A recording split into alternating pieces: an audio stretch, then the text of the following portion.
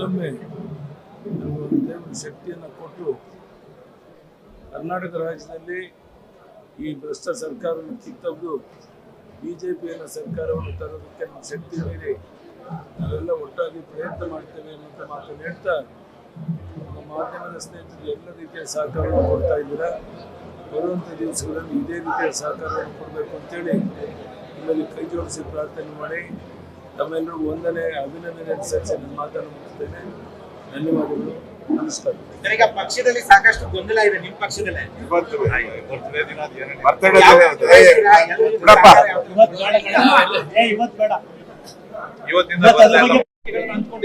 ನಾನು ಅದು ಯಾವುದ್ರ ಬಗ್ಗೆ ಕಾಮೆಂಟ್ ಮಾಡಲ್ಲ. ಬೆಳಗ್ಗೆ ಅಮಿತ್ ಶಾಜಿ ಅವರು ನನ್ನ ಜೊತೆ ದೂರವಾಣಿ ಮೂಲಕ ಮಾತನಾಡಿ ಆಶೀರ್ವಾದ ಮಾಡಿದ್ದಾರೆ. ಕರ್ನಾಟಕದಲ್ಲಿ ಸರ್ಕಾರ ಅಧಿಕಾರಕ್ಕೆ ತರಬೇಕು ಅಂತ ಅವರ ಅಪೇಕ್ಷೆ ಇದೆ.